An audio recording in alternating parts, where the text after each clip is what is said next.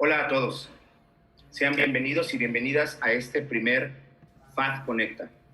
Mi nombre es Carlos Chavarría, soy director general de NAD Technologies y creador de la firma Autógrafa Digital. Tengo poco más de 18 años desarrollando tecnología para el sector financiero y hace poco más de 2 años lanzamos al mercado la firma Autógrafa Digital, que ha tenido una gran aceptación en el mercado en México, pero también en otros países como Chile, Colombia, Argentina, Brasil, Panamá, Costa Rica, Perú, Bolivia y bueno, algunos otros, ¿no? ¿Qué es FAD Conecta? FAD Conecta es una iniciativa que nosotros lanzamos para llevar al público de todo el ecosistema financiero temas de interés, temas de actualidad, de lo que está sucediendo en la región, pues todo principalmente América Latina, que tenemos ciertas similitudes. Y bueno, ¿qué tipo de cosas vamos a hacer? Vamos a analizar casos de estudio, bueno, casos de estudio de éxito, también de fracaso, problemas que pasan en el sector. Vamos a tener entrevistas, vamos a tener debates, una serie de cosas que parecen relevantes para todos. Y bueno, en estos años hemos colectado muchas inquietudes de nuestros clientes y bueno, para eso es este foro. En este foro, como les decía, vamos a hacer entrevistas y vamos a iniciar hoy con una entrevista que tenemos una invitada de lujo. Ella es Rocío Robles. Rocío, muchas gracias por tu tiempo, por tu participación. A ustedes muchísimas gracias por invitarme y estoy muy contenta de estar aquí. Muchas gracias. Quiero decirles un poquito del resumen de vida de Rocío para que sepan la personalidad que tenemos como invitada. Les voy a leer un breve resumen porque es larguísimo su resumen de vida. Y bueno, por eso la invitamos, ¿no? Rocío es licenciada en Derecho por el ITAM, es maestra en Derecho y Economía por la Universidad de Manchester, la Universidad de Hamburgo y la Universidad de Rotterdam. Ha laborado en el sector público y privado y académico. Especialista en Derecho Financiero, Bursátil, Mercantil y Fiscal. Laboró en la Comisión Nacional Bancaria y de Valores. Ahora verán cómo tiene esto un sentido muy interesante. Liderando ahí en la CNBV el diseño y desarrollo de la regulación para los diversos sectores financieros, entre los cuales se encuentra la ley que se aplica para el onboarding digital. O sea, ella estuvo en el equipo que escribió la ley para regular el tema de onboarding digital. Bueno, para bancos y que además se replicó para muchas otras instituciones y que además ahora, no solo el sistema financiero, otros han estado copiando el modelo para bien de todos. Otros de sus proyectos más relevantes fue la ley FinTech. Ella es la titular, la autora de la ley FinTech, que se ha presumido mucho en muchos países. Y posteriormente su implementación dentro de la comisión. Es autora y coordinadora de diversos libros, siendo el más reciente Ley para regular las instituciones de tecnología financiera, contexto, contenido e implicaciones. Asimismo, tiene publicaciones en revistas internacionales y ha obtenido premios y distinciones por sus trabajos académicos. Así que, wow, ¿no? Esa es justamente la razón por la que le invitamos.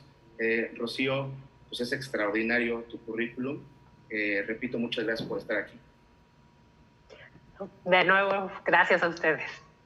Ok, quisiera empezar con un tema que me parece muy interesante.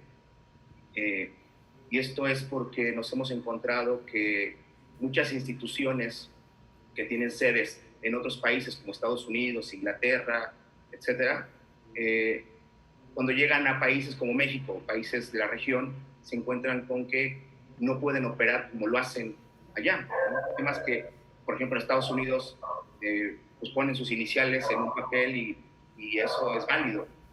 He escuchado por ahí el tema de que hay una diferencia respecto al derecho anglosajón y al derecho romano. Entonces, me gustaría que nos hablaras de eso, Rocío, por favor. Sí, claro que sí. Pues sí, efectivamente, digamos que el derecho anglosajón es mucho más flexible en cuanto a la negociación de las partes o el actuar de las partes. ¿Por qué? Porque es un sistema legal donde se va rigiendo como por principios. y realmente además esos principios se van determinando judicialmente. Es decir, tú y yo podemos pactar un medio de transaccionar y demás y no vamos a tener ningún problema. El día que nos lleguemos a pelear, ¿no? Y que entonces vayamos a los jueces para que el juez determine quién tiene la razón entre los dos, entonces digamos que ahí se hace un precedente y conforme a ese precedente luego se van resolviendo los demás casos. Pero si te fijas es hasta el final del proceso y en caso de que haya una controversia y entonces se van definiendo como estos grandes principios y ya como que los casos subsecuentes los jueces tienen como la obligación de estar viendo pues qué se resolvió previamente. En el caso del derecho de tradición romana o civil, ¿no? Ahí es un sistema de derecho escrito. ¿Y esto qué quiere decir? Que hay normas que van regulando pues cómo debe de ser el actuar de los individuos, pero está en la norma, ¿no? Y pues si existe una norma, está para cumplirse. Entonces, digamos que no hay excepción, salvo que la propia norma le facilite o le dé esa facultad a las partes para hacerlo. Entonces, en este sentido, pues sí, es un poco más estricto el derecho civil que el derecho anglosajón. No obstante, hay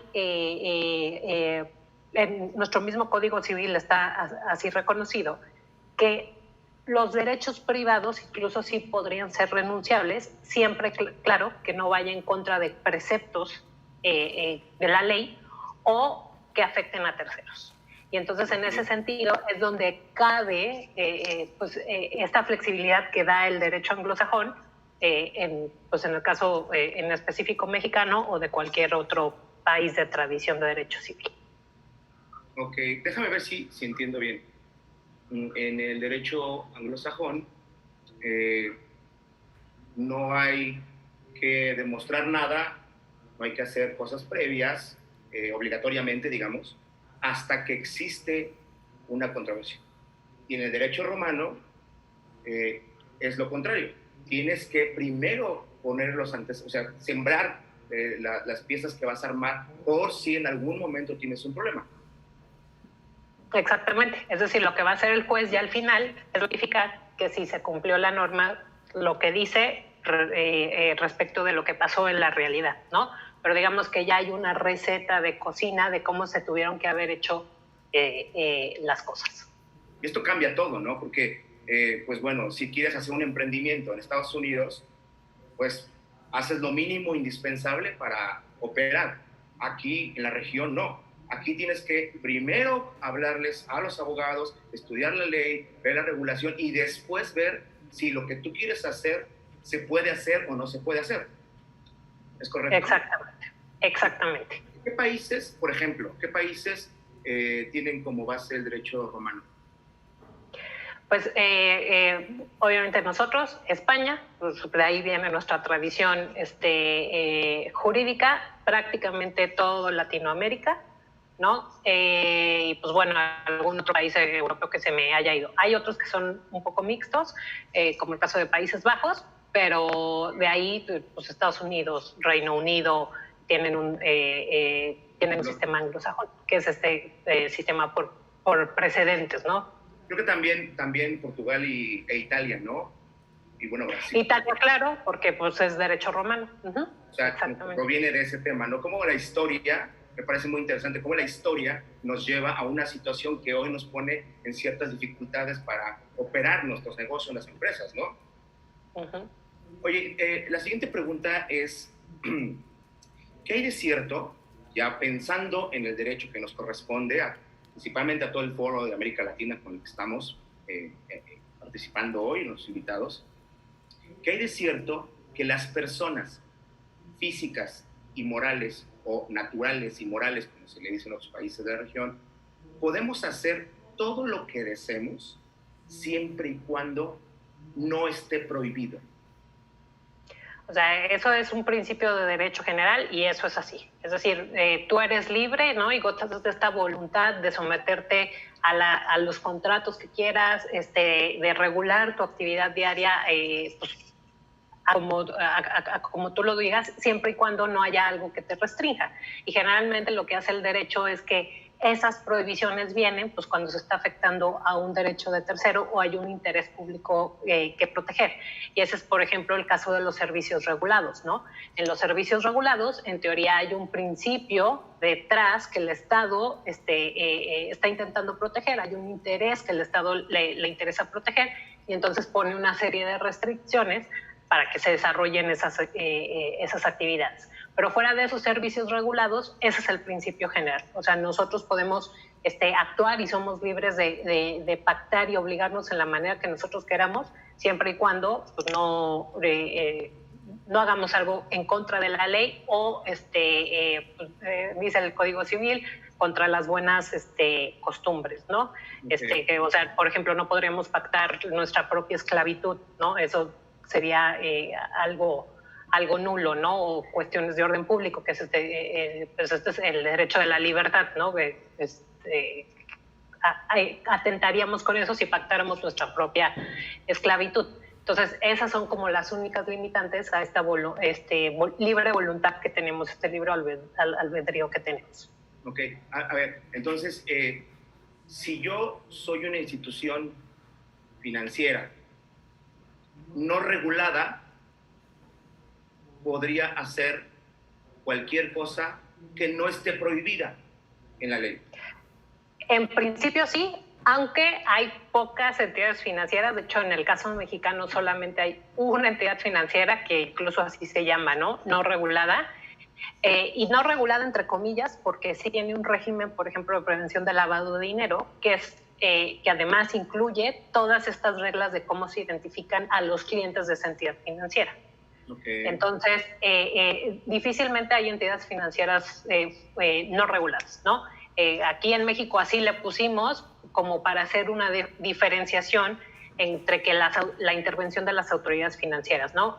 Todas las entidades financieras sí reguladas, ¿no? Están reguladas tanto prudencialmente, como pues las cuestiones de trato hacia los clientes, ¿no? Hay un interés también ahí de protección hacia los clientes, y las no reguladas, digamos que esa parte prudencial y esa parte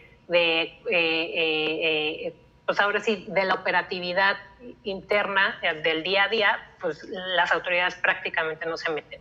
Pero estas SOFOMES no reguladas, pues como te digo, sí son algo reguladas porque tienen un régimen de prevención del lavado de dinero y tienen el régimen de protección al consumidor que lo supervisa Conducef, y entonces en esta medida sí tienen algo de regulación y sí tienen que cumplir con ciertas cosas. Ok, entonces digamos que si las instituciones financieras no fueran reguladas, podrían hacer lo que quisieran, salvo que estuviera prohibido, ¿no? Exacto. Pero entonces lo que estoy entendiendo es, bueno, sí, las personas físicas y morales podrían hacerlo, pero resulta que el Estado se mete para cuidar o proteger los intereses de las personas y por eso las regula. Así es. Por ejemplo, como el principio básico de toda la regulación financiera es el riesgo sistémico, ¿no? El riesgo sistémico y sobre todo proteger la confianza pues ahora sí que del público en general, que va con el sistema financiero y le da parte de su patrimonio, ¿no? Nosotros cuando vamos con un banco, cuando vamos con una casa de bolsa y demás, le estamos dando nuestro dinero y estamos depositando cierta confianza en esa institución de que nuestro dinero pues va a ser bien cuidado y bien administrado, ¿no? Entonces, ese es el interés, uno, que pues, tiene el Estado, ¿no? Que el sistema financiero sea sano y que esta confianza del público pues, siga existiendo. ¿Por qué? Porque con todos esos recursos del público es lo que activa la economía, ¿no? Con esos recursos del público es con lo que se presta a otras personas, con lo que se invierte en obra pública, etc., ¿no? Entonces, digamos, la economía funciona mucho gracias al funcionamiento del sistema financiero. Entonces, ese es otro de las cuestiones que tiene que cuidar el Estado. Y el riesgo sistémico, ¿qué es el riesgo sistémico?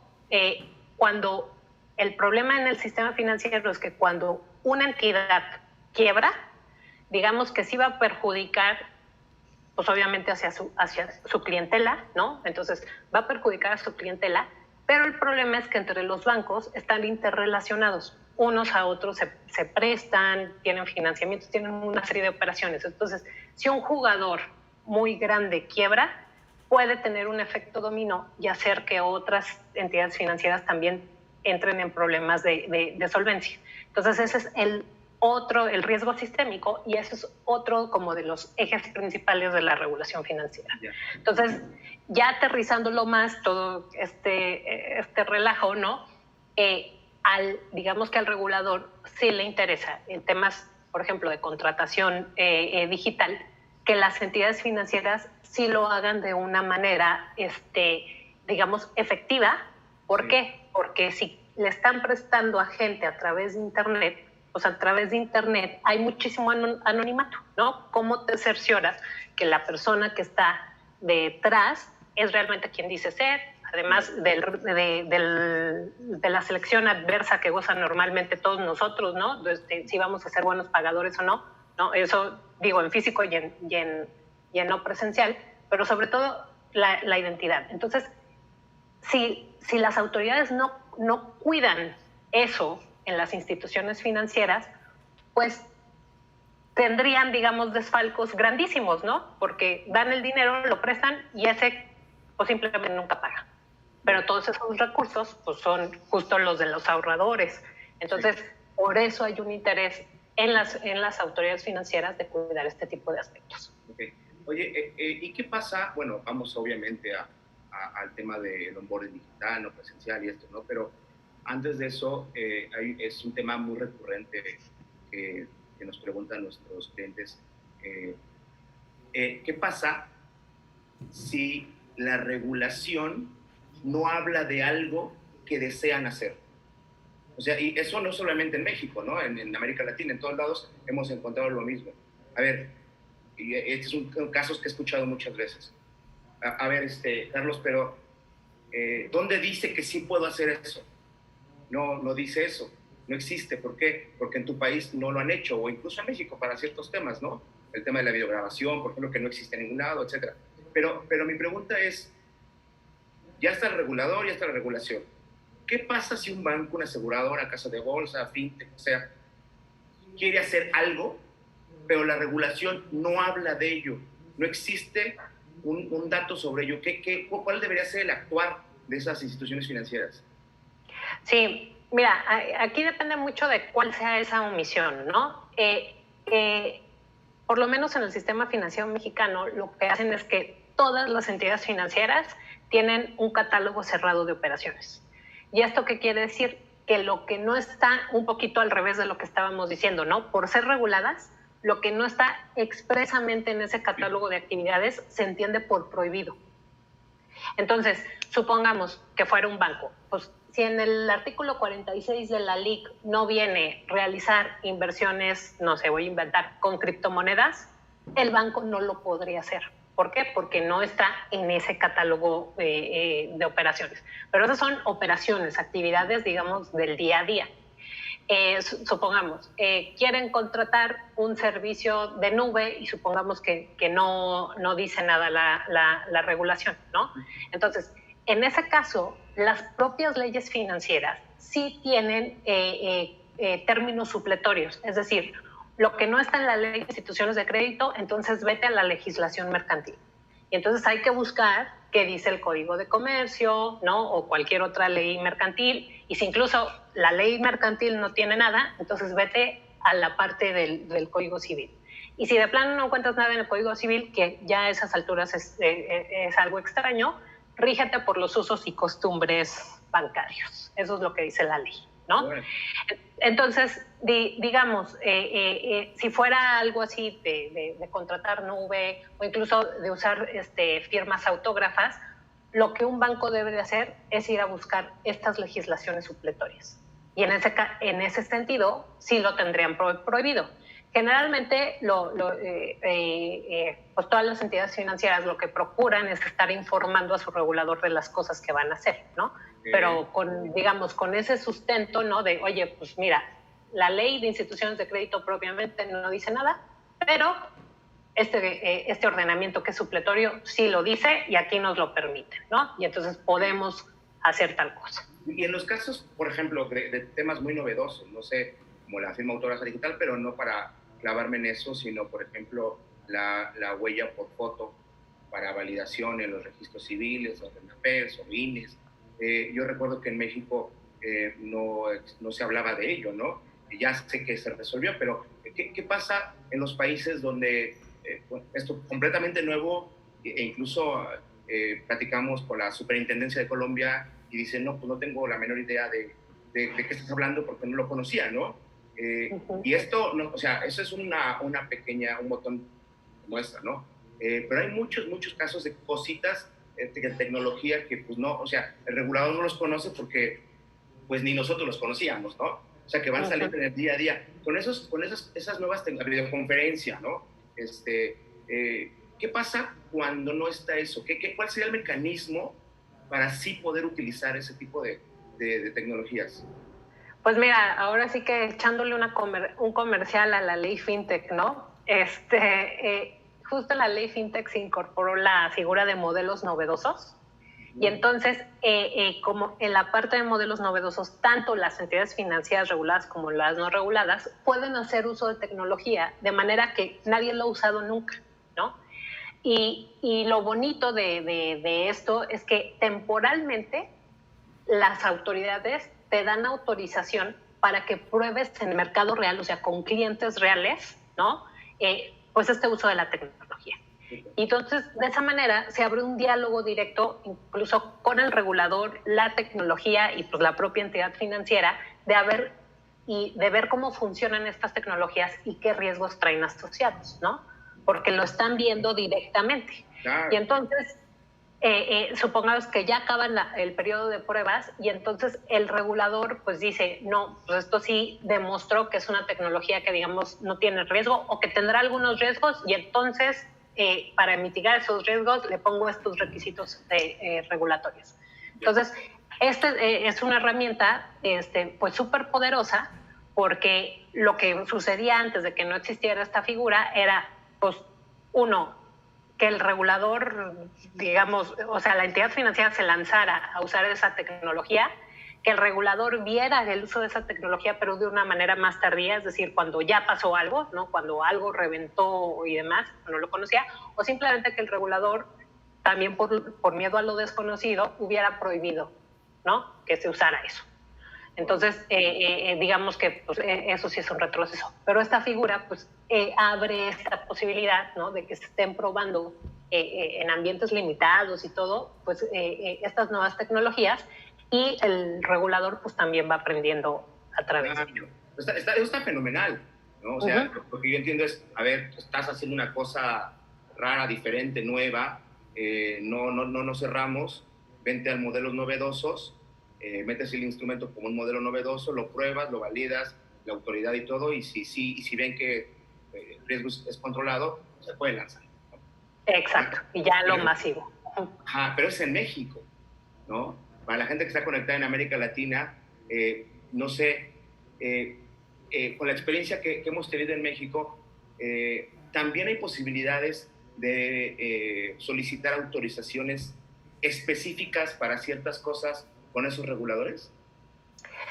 Tengo conocimiento de que Colombia tiene también abierto un sandbox y un centro de innovación, un hub de innovación dentro de la propia superintendencia, entonces creo que por ahí habría espacio.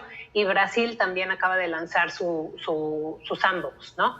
Okay. No sé si específicamente qué modelos en Brasil entran al sandbox, pero por lo menos en el caso mexicano, o sea, sí es un hecho que este tipo de tecnología que quisiera utilizar una entidad financiera y que pues ahora sí es algo completamente nuevo, nadie lo conoce y demás, sí podría entrar definitivamente al sandbox.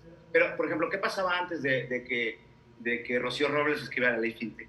¿Qué pasaba antes cuando no existía este espacio de modelos novedosos y una institución financiera dice, yo quiero hacerlo, pero yo quiero el visto bueno del regulador, ¿no? ¿Qué sucedía antes de que tuviéramos esto? ¿Se podía meter un recurso de autorización o está completamente cerrado? No. Bueno, obviamente dependería mucho de cómo es la entidad financiera. Hay entidades financieras que son aventadas, ¿no? Y dice, pues hay laguna, ¿no? Y otra vez, no sé, pasó con las firmas, de hecho, las firmas electrónicas, pues en su momento cuando salió el código de comercio, ¿no? Pues era algo nuevo, pero pues el no dice nada la LIC, pero el código de comercio reconoce que hay firmas electrónicas y entonces que las puedo usar y entonces puedo contratar.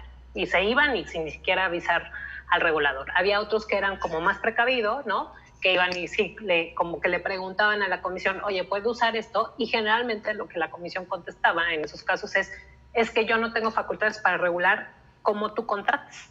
O sea, yo nunca te voy a decir firma autógrafa y en 3 tantos y demás. No está en la ley de instituciones de crédito eso, ni me dan facultades hoy por hoy para decirlo, ¿no? Y entonces, si lo quieres utilizar, utilízalo. Eso hubiera sido... Utilízalo. Sí, ¿por qué? O si hubieran sido mutis, ¿no? No tengo facultades, punto. Okay. Entonces... para nuestra audiencia que no es México y que no es Colombia, que no es Brasil y que quiere hacer algo que su regulador no está contemplando, la recomendación sería acercarse al regulador, presentar la tecnología, el modelo y pedirles cuál es la vía para que se permita ese uso. Sí, o decirles, o preguntarle así, no tienes inconveniente de que lo use, ¿no? Entonces, y ya el regulador pues resolverá, ¿no? Dentro de la comisión hubo casos en que tal cual, pues así le dijeron, prácticamente pues depende de ti si lo quieres hacer o no. Y hay otros casos donde sí hubo cosas que no gustaron y entonces eso sí se dijo no, ¿no?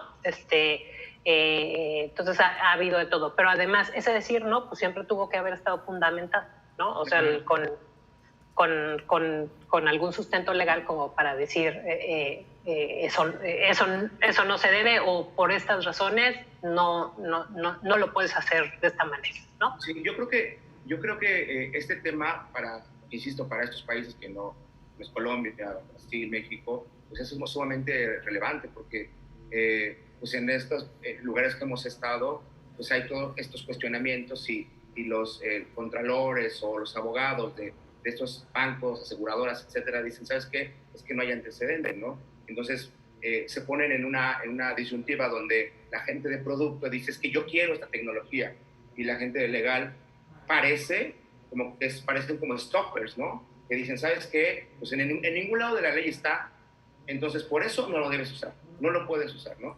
Entonces, creo que esto que estás diciendo es un parteaguas insisto, para estos países, porque pues entonces hay una vía, ¿no? O sea, esta vía es acercarse, preguntar, y creo que en México el término se llama confirmación de criterio, cuando nada más preguntas, oye, ¿está bien? ¿Puedo hacer esto? ¿Te parece bien si hago esto?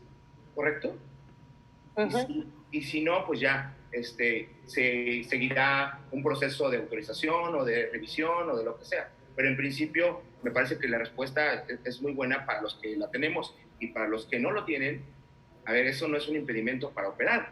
Vamos a preguntar, vamos al regulador, a ver, aquí está esto, ¿qué opinas? ¿Cómo lo ves? ¿No? Y ya el regulador nos irá diciendo, avánzale, mete esto o mete lo otro.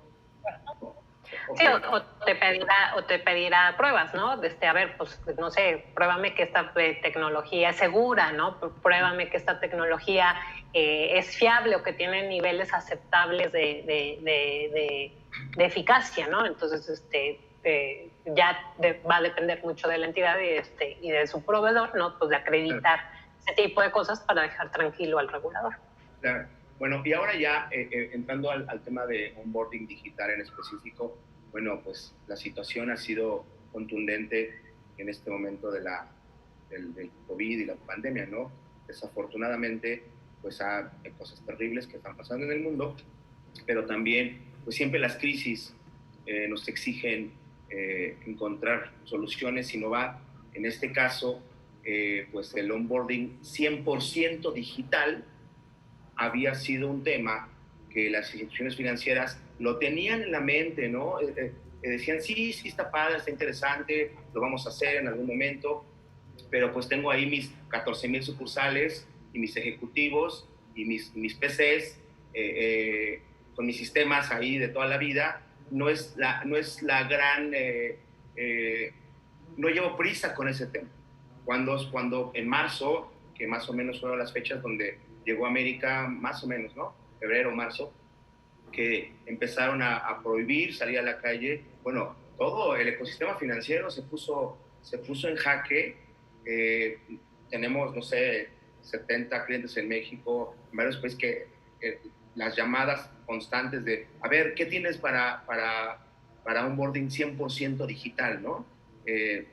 Entonces se hizo una revolución y justamente por eso estamos hablando ahora de este tema, ¿no? Por el desconocimiento que hay en general.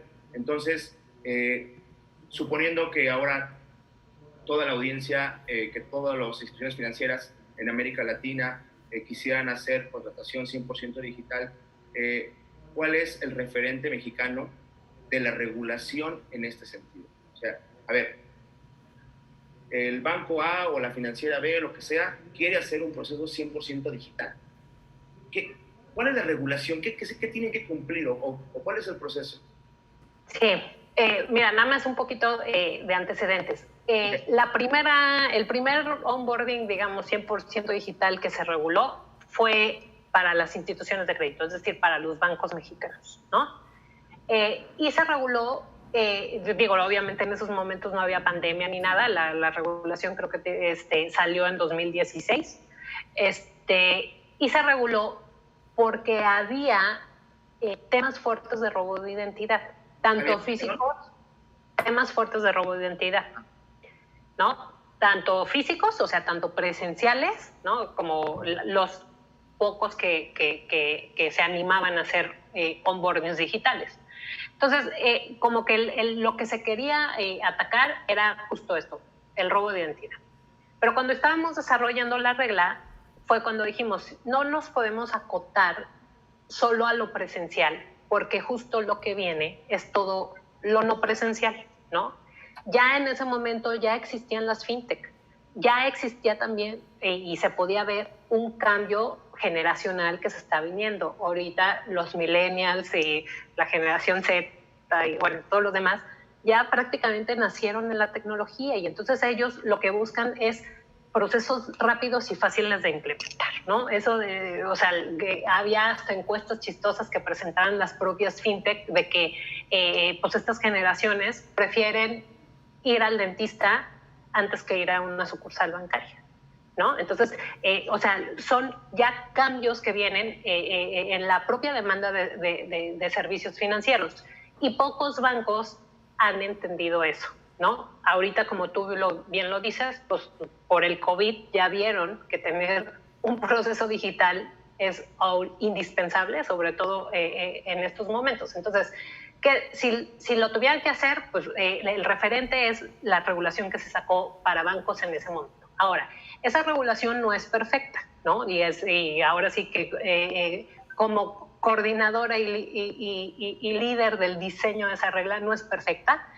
Hay muchas cosas que se pueden mejorar, de hecho es un poco cara, ¿no? O sea, no es una regla barata, pero era lo que existía en el momento que se diseñó la regla. Es decir, cuando estábamos diseñando la regla tampoco había referentes internacionales, no era que ya como Basilea dijo que así se tenían que hacer las cosas, no, había muy pocos países que habían sacado algo al respecto y entonces de eso que poquito que encontramos pues fue como hicimos en la regla. Entonces, esa regla lo que dice es, te vamos a dejar hacer un onboarding 100% digital, pero no para todos los casos. Se utiliza solamente para personas físicas, es decir, hoy no hay regulación de onboarding digital para personas morales, ya se está promoviendo una reforma en ese sentido para ampliarlo a personas morales. 2, son para productos limitados. Cuentas de captación, básicamente, créditos, pero topados, hasta 30,000 UDIs en el caso de captación y hasta 60,000 UDIs en el caso de crédito, ¿no? Entonces, ¿y eso por qué? ¿Por qué fueron esos límites? Porque el regulador tampoco sabía cómo iban a hacer cómo se iba a dar el uso de estas nuevas tecnologías, si iba a haber muchas incidencias en fraude, si no iba a haber muchas incidencias en fraude o no, si iba a ser efectivo o no. Entonces, por eso también se fue como con cautela y se prefirió restringir los productos y los montos que se podían obtener por estas vías. Y otra muy importante, que es además la restricción, que el proceso que hoy viene predeterminado por la Comisión solo admite la credencial para votar del INE, ¿no? Es decir, no está previsto que te puedas conectar con pasaporte, no está previsto que te puedas hacer este onboarding con licencia, no nada, aunque se puso por ahí como una opción abierta de que podías utilizar a lo mejor otro medio de identificación, si es que podías ir con alguna autoridad a validar pues el registro o la identidad de la persona que ellos tuvieran pues, en los propios registros, que esa autoridad tuviera en sus propios registros. Entonces, digamos, no hay, hoy sigue siendo el INE. Exacto, hoy sigue siendo el INE. Se dejó por si en el futuro, porque teníamos conocimiento de que Relaciones Exteriores con el pasaporte quería hacer algo similar, porque sabemos que el SAT tiene pues, las huellas digitales prácticamente de todo el padrón fiscal, ¿no? Y incluso el iris de los contribuyentes. Entonces, si en algún momento el SAT también abriera un servicio similar, pues como dejarlo abierto. Pero, y lo hicimos solamente con INE, pues porque desgraciadamente en México no existe una identificación nacional única. ¿No? O sea, a diferencia de otros países, pues, ¿cómo te identificas en México? Hay, digamos, muchos medios aislados, pero digamos que el que tenía más alcance, ¿no? O el que iba a abarcar más, pues era la INE, porque por lo menos toda la gente de 18 años es susceptible a tener una INE, tramitar la INE es gratis, el pasaporte sí cuesta, ¿no? El INE ya abrió su servicio de hacer verificaciones, es más, hoy en línea tú puedes ver si tu credencial para votar o no está vigente y válida, ¿no? Entonces, por eso se toma como INE el único medio de identificación para hacer este onboarding, ¿no?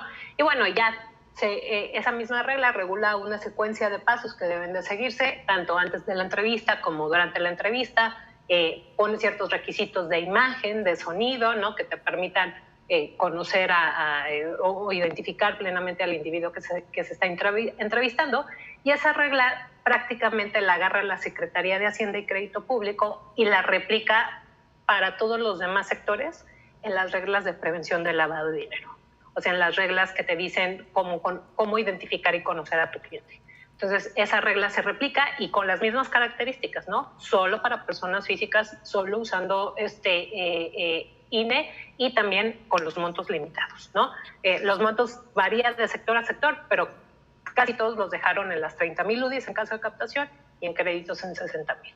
Sí, pero estás hablando entonces de la videoconferencia. Sí, exacto.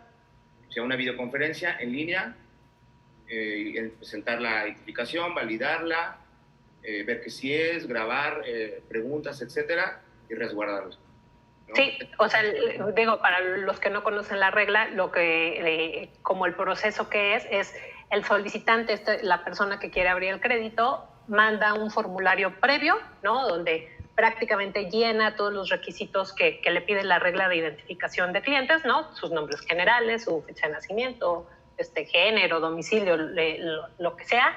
Manda con ese formulario una selfie, una fotografía del mismo y una fotografía de su credencial para votar, tanto en el anverso como reverso. Y además esa fotografía tiene que estar tomada con la herramienta propia que esté dando el banco. Es decir, no puede estar en el carrete, digamos, porque qué tal si se la robó, qué tal si le tomó una foto a una persona que iba pasando, o se le encontró una INE tirada y entonces eso no. Entonces, con la propia herramienta tecnológica que provee la entidad financiera, con eso se tiene que tomar la foto en ese momento y eso es la que va a tomar como válida. ¿Qué hace la institución cuando recibe eso? Verifica que todo sea coincidente, va con el INE para ver si los datos de la credencial para votar, pues la credencial es válida, si coinciden con los registros, incluso la tecnología con la que se está tomando la foto de la INE tiene que identificar los elementos de seguridad de la propia credencial para votar, y si todo está ok, entonces le manda la confirmación de te vamos a entrevistar en tal fecha, ¿no? Con un OTP o un factor de autenticación para pues, ingresar a la entrevista, y entonces ya se hace la entrevista, ¿no?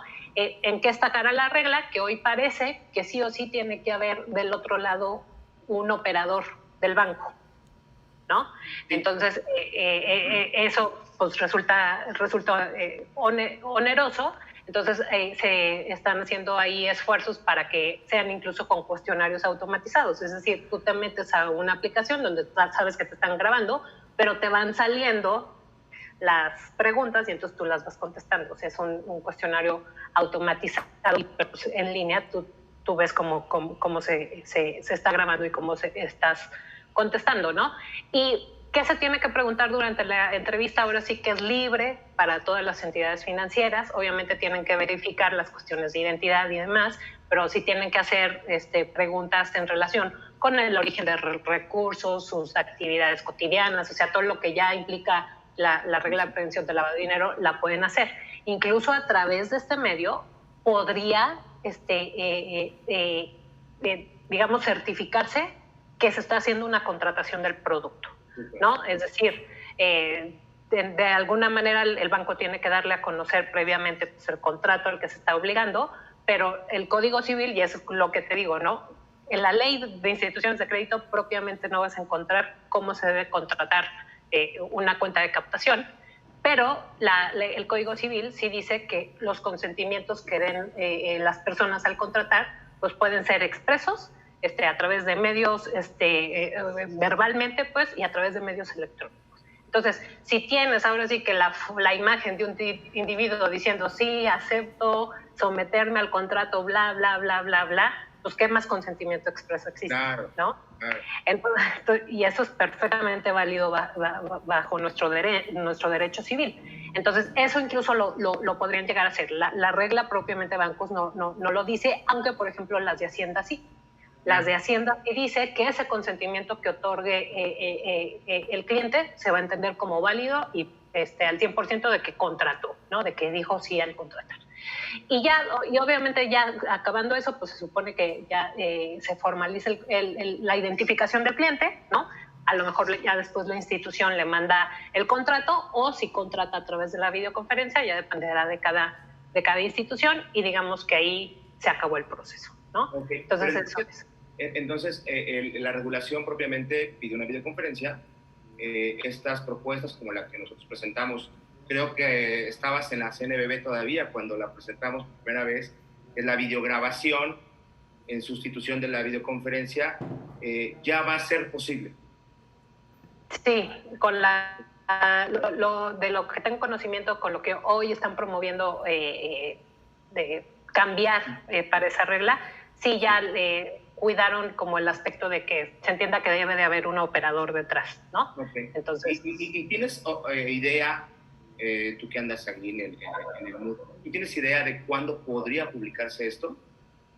Pues mira, ahorita están en consulta pública. Generalmente la Comisión Nacional de Mejora Regulatoria, que es donde se publican los proyectos de regulación, tiene 20 días hábiles para emitir su dictamen. Entonces yo creo que han de ir como por el día 10 o 15, entre el 10 y el 15, ¿no? Y digamos que se agotan, ¿no?, sus días, entonces de ahí se firma al interior de la Comisión Nacional Bancaria de Valores y después se publica en el Diario Oficial de la Federación. Entonces podría ser a lo mejor entre un mes y medio, y eso si es que no hay comentarios, ¿no?, por parte del público, y pues algo que la autoridad pues decida que sí debe de cambiarse, ¿no? O sea, que sí hay un comentario que debe de atenderse y corregirse. Si eso pasara, pues a lo mejor se extiende un poquito más el plazo. Y esas reformas, además que... Más o menos podría ser en agosto. Podría ser en agosto. Oye, sí. ¿Qué pasa entonces? Bueno, pues ahí para nuestra audiencia, para nuestros clientes, ¿qué pasa en este momento cuando una institución financiera tiene que decidir qué tecnología va a usar? Si va a usar videoconferencia o ya gastó en videoconferencia y quiere desinvertir o quiere cambiar por videograbación. ¿Crees que es prudente empezar ya a evaluar estos procesos, la tecnología, bueno, ahí está, ¿no? Ya la teníamos desde hace tiempo, pero ¿crees prudente empezar ya a evaluar esta posibilidad? ¿O siempre es mejor decir, no, no, no, hasta que salga en el diario oficial, como pasa con muchos oficiales de cumplimiento de los bancos, ¿no? Hasta que yo lo vea en el diario oficial, ese día hablamos? ¿O crees? Dime. Pues mira, para ser previsor, o sea, yo digo que sí ya podrían empezar a evaluar con lo que hoy está proyectado. Digo, sí va a haber modificaciones y demás. Y es verdad, o sea, sigue sin ser regla, ¿no? Todas esas modificaciones hasta que realmente no se publica en el diario oficial, ¿no? Entonces, pero digo, ir evaluando, viendo qué tipo de soluciones hay en el mercado que se podría implementar, qué tan seguras son o no. O sea, ese tipo de cosas, pues claro que eso ya se puede ir viendo. Pedir cotizaciones, o sea, todo eso ya se puede ir viendo. Así como ya cuando salga la regla final, exacto, se ajustará que se publique, pues casi ese día estamos presentando en la CNBV el modelo, ¿no? La autorización o la confirmación de criterio. Además, esto es público, o sea, está en consulta pública, se puede ver en internet, se puede leer y decir, a ver, cumple la tecnología con esto, pues vamos a hacer la tarea y el día que se publique, pues ese mismo día ingresamos el mecanismo, ¿no? ¿Qué tendría que presentar para esto las instituciones financieras? O sea, ¿tienen que presentar una autorización, bueno, solicitar una autorización, una confirmación de criterio o nada? No, está sujeto a una aprobación. Está sujeto a una aprobación. O sea, incluso este proceso de videoconferencia que ya les expliqué, aunque está regulado, ¿no? Y hay pasos que deben de seguirse, está sujeto a una aprobación. ¿Y eso por qué? Porque otra vez, por este interés público que hay que proteger, ¿no? Las autoridades sí quieren ver que la herramienta que se está utilizando sea segura, ¿no? Okay. Sí quiere ver que toda esta videoconferencia además se graba, ¿no? De principio a fin. Se deben de tomar imágenes de la gente que está entrevistando. Durante la entrevista tiene que enseñar su credencial, ¿no? Por ambos lados y demás. Hacer los reconocimientos biométricos de que pues, quien se está entrevistando coincide con la foto de la identificación que está mostrando. Entonces, sí quiere revisar la autoridad que todo eso pues realmente tenga un nivel de fiabilidad pues fuerte, ¿no? Porque si no otra vez se va a meter mucho, va a haber mucho robo de identidad, puede causar temas incluso de solvencia para dentro del banco, porque pues sí, ¿qué tal si dio 500,000 créditos de montos hasta el tope de 60,000? Pues nunca le van a pagar, ¿no? Si no identificó bien a la persona con la que contrató. Ok, pero entonces digo, también esto lo he escuchado mucho, ¿no? Como si la videoconferencia ya está en la regulación, ¿por qué voy a pedir autorización? Lo que te estoy entendiendo es, para contrataciones no presenciales, en todos los casos, videoconferencia o videograbación, se tiene que solicitar una autorización. Siempre. Exacto. Siempre. No importa si es videograbación o videoconferencia. No importa. Porque eso es algo que nuestra audiencia es importante, ¿no? Que había escuchado a algunos clientes que dicen, no, si ya está en la ley, ya se escribió, pues ya, o sea, ya se puede hacer. No. No importa que esté en la ley, tú tienes que presentar para revisión, para aprobación, el mecanismo. Sí, y más porque la propia regla así lo pide, ¿no? O sea, sí lo puedes hacer, estos son los pasos, pero vienes previamente y me pides aprobación. Sí, creo que el tema de leer no es el fuerte de los países, ¿no? Ahí está, pero en algún lado, ¿no? Oye, y respecto, hablando de este tema de autorizaciones, bueno, ya está claro, para no presencial lo que hay que hacer y el cambio que es inminente en la ley para aceptar la videograbación, pero ¿qué pasa ahora si el cliente, bueno, la institución financiera lo quiere hacer en cloud? Porque dice, bueno, ok, está bien, pero pues necesito más servidores, necesito no sé qué, bla, bla, bla, bla, bla, y pues tenemos opciones de cloud, ¿no? Muchos proveedores como nosotros, pues hoy está la opción que lo hagas en cloud, que además es muchísimo más rápido, ¿no? Me conecto, te integro y 15 días estamos operando. Si ya hay autorización para eso, para cloud, ¿qué se tiene que hacer? Pues ahí depende mucho de dónde estén los servidores del proveedor que te esté prestando el servicio de cloud y también qué procesos se van a correr ahí, ¿no? Incluso por entidad. Generalmente la regla de bancos está replicada prácticamente en todos los sectores para este tipo de servicios, salvo en fintech, que quedó un poco distinto, pero ahí lo que dice la regla es, si hay un proceso, ¿no?, de administración de bases de datos, de procesamiento de información que se ejecute parcialmente o totalmente en el extranjero, entonces está sujeto a una autorización por parte de la Comisión Nacional Bancaria de Valores, ¿no? Si, digamos, eso no está en el extranjero, nada más se presenta un aviso, ¿no? Donde pues, se le da el contrato con el proveedor, algunas pruebas que ahí especifica la regulación, y ya con eso, si la comisión no tiene ninguna objeción, contratas y ya no hay ningún problema. Pero en el caso de que el proveedor pues está en el extranjero, o que parcialmente estos procesos se vayan a correr en el extranjero, entonces requiere de una autorización. En fintech, lo que quedó para el sector de instituciones de tecnología financiera, lo que quedó es, digamos, lo único que va a estar sujeto a autorización es cuando ese proveedor tenga acceso a información sensible o tenga las llaves para acceder a información sensible. Información sensible, entiéndase, que es un poquito distinto a la definición que da datos personales. Información sensible es aquella que puede identificar nombre, o sea, la identidad de la persona, con sus saldos o sus movimientos en la cuenta. Si están disasociados, ¿no? O sea, que en una parte tengan los nombres y que en otra parte tengan los saldos, y habrá algo, ¿no?, que los vincula después, pero el proveedor no puede ver esta conjunción. Entonces, digamos que no hay necesidad de ir a correr una autorización, ¿no? Okay. Entonces, en fintech es un poquito distinto, pero todos los demás sectores... Si quieren hacer onboarding, videoconferencia, videograbación, y si lo quieren hacer además cloud, si es en México, un aviso, si es en el extranjero, una autorización. Exacto. Okay, ya creo que con esto ya podemos pues, tener como un panorama de qué opciones tenemos y cómo le podemos llegar, ¿no? Oye, ya casi para terminar, se nos está acabando el tiempo. Tenemos bastantes preguntas de la audiencia. Lo que yo quiero pedirte, Rocío, es si podemos comprometernos a responder todas las preguntas que nos hayan mandado, dado que ya se nos acaba el tiempo, pues hay que respetar el tiempo. ¿Te parece bien si hacemos el compromiso de responder las preguntas, no sé, vía correo electrónico o no sé, probablemente en la página, landing page que está ahí para que pues, se compartan las respuestas, ¿no? ¿Te parece bien? Sí, me parece. Y digo, adelantemos las que podamos en el tiempo que nos queda, si es que nos queda tiempo. Ya casi, no, porque tengo otras 2 preguntitas más que me parecen relevantes. Ah, bueno, ok.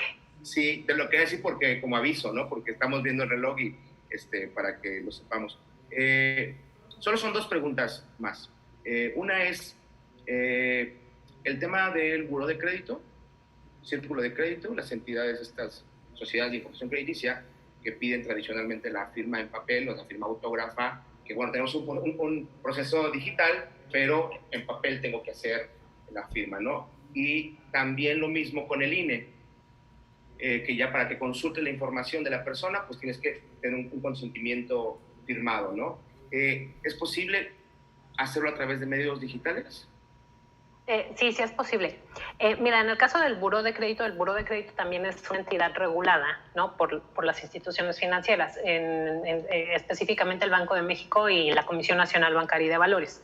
Lo que dice la ley de sociedades de información crediticia es que como los datos en teoría son de las personas, pues las personas tienen que dar su consentimiento para que algún tercero acceda a ella, ¿no? Sí. Entonces, para esa autorización o ese consentimiento que dan los clientes, lo que dice la ley es que se tiene que hacer por firma autógrafa o por medios electrónicos, autorizando al Banco de México a regular, en su caso, pues está la parte de medios electrónicos, ¿no?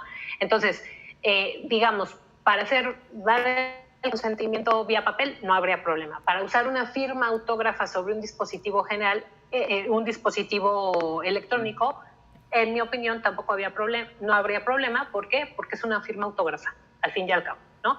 Y entonces está reconocido así en la propia ley, ¿no? Y ya que si es a través de un token, que si la fiel, que si demás, pues entonces ahí sí la ley lo sujetó a lo que dijera el Banco de México. Entonces, digamos, pues hoy sí se puede. Y ahora, con la parte del INE, no hay una regulación propiamente, pero sí tenemos una regulación de datos personales, donde también en la parte de datos personales nos dicen pues que cuando se trata de datos sensibles, y que aquí podría ser porque pues en la INE dice tu fecha de nacimiento, tu género y demás cosas por las que podría ser, digamos, excluidos, ¿no? Ahí sí se necesita un consentimiento expreso también para que puedan terceras personas acceder a esa información. Entonces, el INE, pues básicamente cuando abrió este servicio de sí puedes venir a consultar conmigo si alguna credencial para votar coincide con los registros que yo tengo o no, necesito de esta autorización, ¿no? Entonces, digamos que este consentimiento pues también se puede dar de las tres maneras que ya hemos dicho, ¿no? O sea, expresamente, y que puede ser incluso hablado, así como estamos haciéndolo ahorita, por la firma autógrafa o por algún otro medio electrónico, un factor de autenticación distinto. O sea, podemos utilizar una firma autógrafa sobre un dispositivo electrónico para ambas cosas, ¿no? Sí, exacto. Okay. Bueno, y ya por último, ahora sí, para la audiencia que tienes tu despacho, ¿cómo tu despacho TENET puede ayudar en todo esto que estamos hablando? Así, rapidísimo, en un minuto, ¿cómo ustedes pueden ayudar a todas estas empresas? Bueno, pues en TENET Consultores justo nos especializamos a dar asesoría a entidades financieras en principio, pero aunque tenemos clientes de otro tipo, para pues justo que puedan dar cumplimiento de la mejor manera, además de la más eficiente y eficaz posible, a todos estos requisitos regulatorios que pues prevé la regulación mexicana.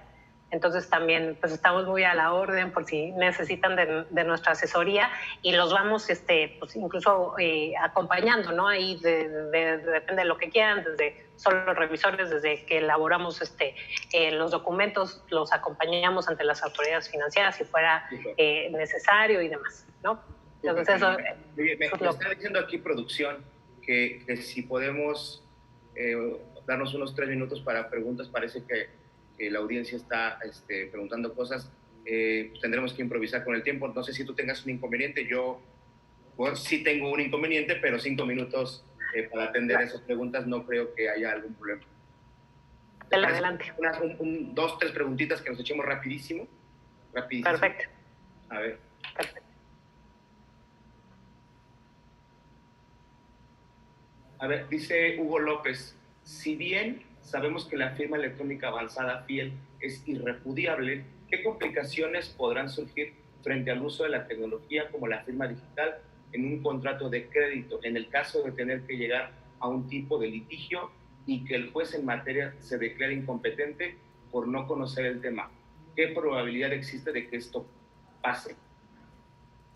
No sé. Pues bueno, no creo que un juez se pueda declarar incompetente por no conocer el tema, o sea, simplemente es un contrato y además ya pues ahora sí que todos los procedimientos jurisdiccionales siempre tienen una etapa de pruebas y en esa etapa de pruebas puedes mandar llamar a los que sepan, ¿no? O sea, el juez no tiene que ser a lo mejor experto en todo, pero sí un perito le puede decir al juez, mira, pues o sea, si se usó este tipo de firma, ¿no? Se adjuntó en este contrato y entonces hizo en conjunto un mensaje de datos, es irrepudiable porque si tú le cambias una coma, no sería el mismo archivo, ¿no? Okay. Entonces, si un perito dice eso y se lo logra así explicar al juez, pues yo creo que no tendría que haber ningún problema. Okay, pero entonces un juez, un juzgador, no debe o no puede declararse, ¿cómo dice la pregunta? ¿Incompetente? No puede hacer eso porque para eso existen los peritos. O sea, no puedo decir, no, yo me declaro incompetente, no puedo hacer esto. Llamas al perito y el perito lo soluciona, ¿no? Y hay complicados, ¿no? Sí, o sea, el litigio me imagino, por lo que infiero de la pregunta, es que eso yo no lo firmé. Entonces, un juez tiene que determinar si lo firmó o no declararse incompetente. Claro. Eso, yo creo que... En el caso de la firma autógrafa digital, pues ya ha habido varios juicios, varios juicios y los juzgadores sí lo reconocen el mecanismo. La verdad es que tampoco es como que sean neófitos, los han visto y es, muy bien, me parece bien, Oye, pericial, no sé, lo revisan y han avanzado los juicios, ¿no? Yo creo que una vez llamaron a la pericial, pero no, o sea, está bien por los jueces que nos los imaginamos viejitos e ignorantes, pero la verdad es que pues, ya todos tienen WhatsApp y desde ahí pues ya están claros con la tecnología, ¿no? Y qué bueno que nos digas que no se puede declarar incompetente. Otra pregunta es, ¿las ITF deben conservar sus expedientes digitales conforme a la NOM 151? Sí, la NOM 151, porque no me sé los números de las NOM, pero es la parte de resguardos de mensajes de datos. Sí lo tienen que hacer así. Ok, ahí también pregunta que si nosotros damos ese servicio. No, nosotros no lo damos porque no queremos ser juez y parte. La constancia de conservación la guarda un tercero, en este caso nuestra primera opción es Ecoban, que además es la Cámara de Compensación de México, y bueno, pues está como bastante bien ahí reconocida, ¿no? Edson Márquez, se publicaron facilidades de apertura no presencial donde contemplan la videograbación. No me queda claro. Ok, entiendo que la pregunta es ¿cómo que se puede la videograbación? O sea, sí, lo que hizo la comisión es que, bueno, ahorita el presidente de la comisión tiene facultades extraordinarias, digámoslo así, como para facilitar pues cuestiones para hacer frente a la pandemia. Y entonces lo que hizo fue abrir más bien para personas morales, ahora sí, toda esta parte de la videograbación. Entonces, pero va igualito a todo lo que ya hemos platicado aquí. Lo que sí es, ya no está sujeta a la aprobación de la comisión, pues que hoy la comisión está cerrada, no hay donde ingresar papeles, ¿no?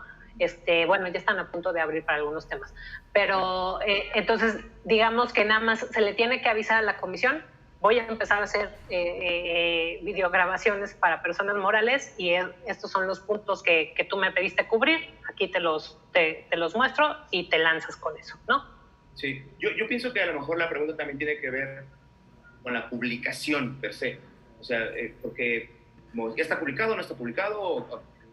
Bueno. Yo creo que el tema del proceso, ¿cómo bueno, es que digamos que lo que está promoviendo formalmente para modificar la regla es el contenido de facilidades administrativas.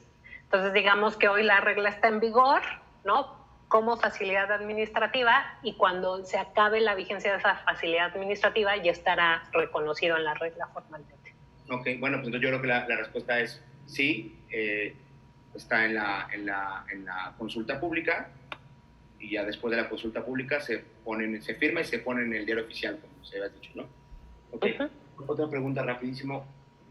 ¿Cómo se relaciona el mensaje de datos bajo la especialidad de lo que conocemos como ley FinTech con la documental pública en juicio cuando ambas prueben realidades distintas? ¿Le repito? Pues eso de cómo prueban realidades distintas, pues eso es lo que no entiendo muy bien. A ver, es que creo que hay un poquito a lo mejor de confusión en qué es un mensaje de datos. Lo que dice y ahora sí nos tenemos que ir a lo que dice el Código de Comercio. Un mensaje de datos, pues tal cual es cualquier documento, archivo, hasta grabaciones, si quieres, o sea, lo que sea que tiene cierto contenido, ¿no? Y que las partes pueden acceder a consultarlos. Ahora, ¿cómo sabemos que ese mensaje de datos es el que tú y yo estamos viendo al mismo tiempo? ¿No? Bueno, pues tiene algo de tecnología donde cuando yo ponga una palomita que acepto los términos y condiciones, en ese momento ese mensaje de datos se le adjunta esa aprobación que yo tuve y eso ya debe de ser irrepudiable. Ya ni tú ni yo podemos decir, no, eso no fue lo que acordamos. Sí. Pienso que a lo mejor es explicar un poco, por ejemplo, en nuestro caso, firmas dos cosas, se saca una cosa que se llama hash, que es una palabra que vamos a tener que estar teniendo en la mente ya a partir de ahora, y ese hash es el que lo hace único. Entonces no puede haber dos realidades distintas. Exacto. Porque cuando tú sacas el hash de uno y sacas el hash de otro, tiene que quedar el que se registró en la constancia de conservación. Entonces no hay forma de que sea distinto. Si fue distinto es porque alguien hizo una trampa. y es evidente. Okay. Por último, de Fernando Pérez, ¿cómo creen que las regulaciones aplicables en México se extenderán a nivel América Latina? Pues, ¿cómo se extenderán? Pues ojalá de la mejor manera posible y además perfeccionando, digamos, a lo mejor los errores o las oportunidades de mejoras que tiene la regulación mexicana. Pero México pues siempre ha sido referente en muchos temas de regulación y pues ojalá las autoridades de los demás países pues vean esto como pues una necesidad, ¿no? Y además algo que ya empieza a ser otra vez imperativo por todo lo que comentábamos de lo que exigen las nuevas generaciones, los nuevos usuarios de servicios financieros, y pues es mejor estar arriba que a que la ola les pase por encima, porque esto no va a parar, pues llegó y para quedarse y va a seguir evolucionando y demás. Entonces, pues bueno, pues esperemos que adopten, ¿no? Lo mejor que tenga México y pues, que incluso lo mejor. Sí, y además, bueno, desde mi punto de vista, también el tema, sí, el problema del COVID, ¿no? Por supuesto, y los procesos no presenciales se tienen que hacer porque tienen que hacer. Pero por otro lado, como tú decías muy al inicio de la charla, recordemos que esto empezó por un tema de fraude por robo de identidad. Entonces, es la COVID o el COVID, pero además también es el riesgo de fraude por robo de identidad, que en México fue un problema de miles de millones de pesos el año pasado y el antepasado, y que no era tanto, yo no lo había escuchado tanto en América Latina, y ya lo estamos escuchando. Brasil ahora tiene un problema gravísimo de fraude por robo de identidad, porque empezaron a operar con modelos no presenciales, y entonces era una bronca espantosa, ¿no? Entonces yo creo que es demandante, no solo por COVID, no solo por la conveniencia, sino también por adelantarse a proteger esto, ¿no? Y ese es un punto que yo tengo, y el otro punto es que yo tuve la oportunidad de estar platicando con personas, con reguladores en Chile y en Colombia. Iba a seguir, pero bueno, me agarró la pandemia, ¿no? Y la verdad es que ellos, cuando les presentamos nuestra tecnología, lo que hacemos en México, la verdad es que no hay como aversión al tema. Es, oye, ¿y dónde lo puedo consultar? Y yo lo puedo proponer. O sea, la verdad es que sí tienen muchas ganas de hacerlo. Yo esperaba que era como México antes, que los gobiernos eran, no, esto no, no, la verdad es que súper bien.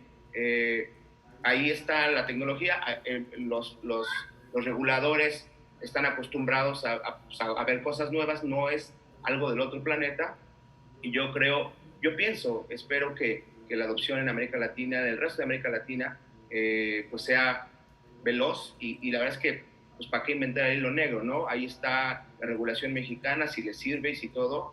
Digo, no sé si tenga un copyright, pero supongo que al ser público, o sea, es la palabra lo dice, ¿no? Si es del servicio público, pues es público, ¿no? Entonces, yo digo, hasta que lo tomen como referencia, ¿no? Si se puede. Y bueno, ya, pues si tú nos ayudaste a hacer esas leyes, pues ya hasta te podemos consultar cómo la podemos implementar. Ah, claro, con muchísimo gusto. Me encanta también eso. Claro, muchísimas gracias por el tiempo.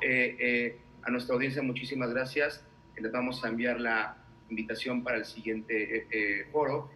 Podemos tener mesas de debate, podemos tener entrevistas como estas. Siempre tendremos invitados espectaculares como Rocío. Vamos a contestar todas las preguntas que ya no pudimos contestar. Hay unas que están por aquí que están muy interesantes. Muchísimas gracias a todos y bueno, cuídense mucho. Que Dios los bendiga. Muchas gracias.